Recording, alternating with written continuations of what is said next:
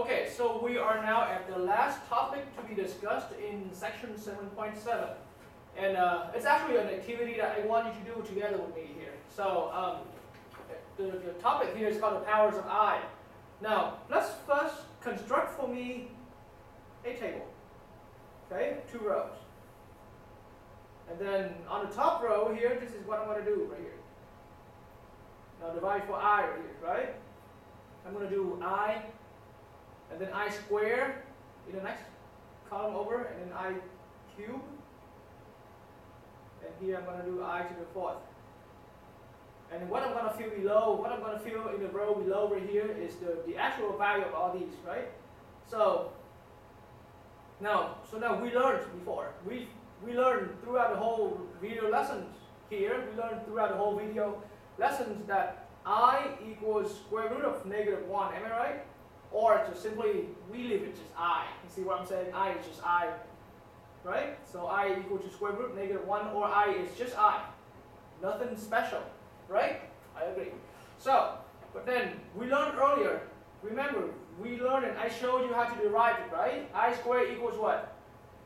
-1, am I right? So now all of a sudden I squared actually has a value. So I squared is -1. So that's what I filled out to the bottom row. Okay? So, how about let's try to explore a little further. I cubed. Okay? An I cubed. Now, I cubed, you can think of I cubed as I squared times I. Am I right? It's just the rule of exponents, right? I cubed is I squared times I. The point now is that I squared, what do I know about I squared? I squared is -1. Right? Just right there. So I squared is -1. So I squared times I is -1 times I.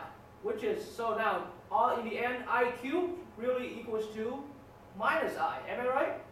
So I'm going to put that answer here, I'm going to fill that into the bottom row right here. Minus I. So I cubed really is equals to minus I. Okay? I cubed equals minus I. And then now, let's explore a little further. Let's think a little further. I to the 4th power. Now, according to the power, I mean the rule for exponents, right? I to the 4th is the same as I squared times I squared. Am I right? Okay, so if you agree with me now, then what's I squared? I squared is -1, right? And what's the other I squared? -1 again. And so -1 times -1 is actually a +1 now. So now we have a value to fill in here. So I to the 4th is +1. Okay? So now think. I want you to think a little carefully. How about I to the 5th here? What is that going to be equal to? So let's play the trick here. I to the 5th, you can break it down into I times I to the 4th, right? Do I know something about I to the 4th? Yes, I do. That's the trick right there. I to the 4th is 1, right? On my chart right here. See that now? So that means it's going to just simply 1 times I, right? Which is I. So wait a minute. I to the 5th, goes back to I. So it looks like as we keep increasing the power for I right here. Now I to the 1st power, I squared, I cubed, I 4th, and now I 5th. I 5th goes back to the same value as I to the 1st power. Are you guys seeing that pattern here?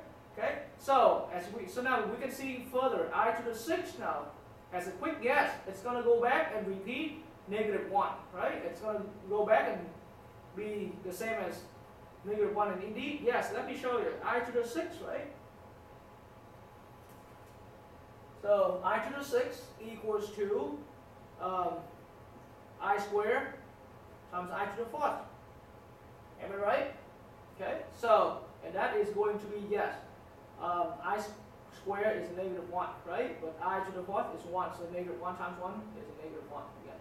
So that's why I to the 6th is -1. So it looks like this same circle here, that same cycle there is being repeated, right? So as we increasing the power, we keep repeating the cycle of 4. Am I right?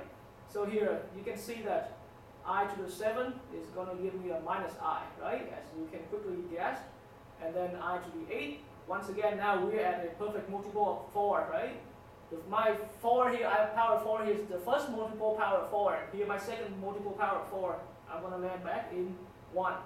So now once again, we can go I to the 9th. Once again, you can see I start repeating that same cycle here. So that cycle will go back to the beginning, right? I and I to the 10th here is the same as -1, and I to the 11th, right, is the same as -I, okay, and I to the 12, okay, is going to be 1.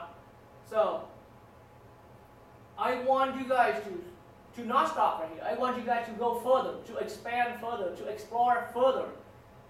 And then once again,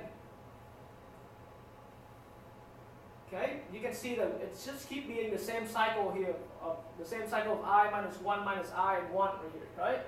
And being repeated that same cycle right there. I want, the whole purpose here is I want you guys to continue on further so that until you recognize it for yourself. You recognize for yourself. Because I mean, if I just keep sitting here and telling you sometimes the way how I explain it to you, the way how I tell you, it might confuses you, so it's going to make it harder for you.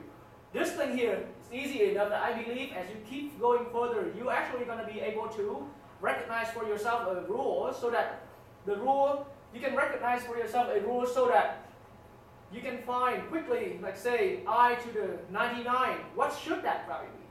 You see what I'm saying here? So the power of 99, is that going to be I? Or is that going to be -1? See what I'm saying here? Or is that going to be -I? See, which one of it? Which one of these? Or is it going to be 1? Right? Which one of these? Okay, which one of these is I to the 99, right? So, to do this, right? To answer this problem right here, to answer these questions, right? One worst way, I would call it one worst way, but the worst way here, the worst method here is you're going to have to extend your table until you reach to I to the 99th, right? But once again, see, that's a bad idea. See, you already start seeing some pattern here. So why don't you why don't you go like a few more powers level and you're going to start recognizing for yourself a rule.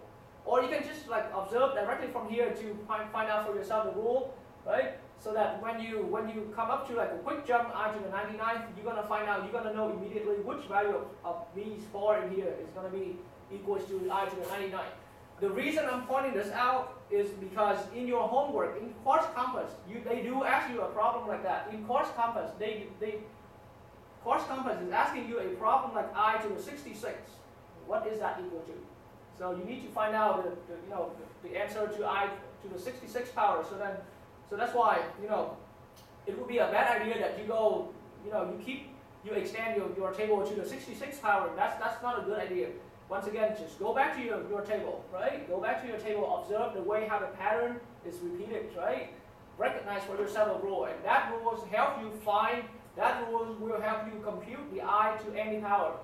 Okay? So, this is all we need to discuss for 7.7.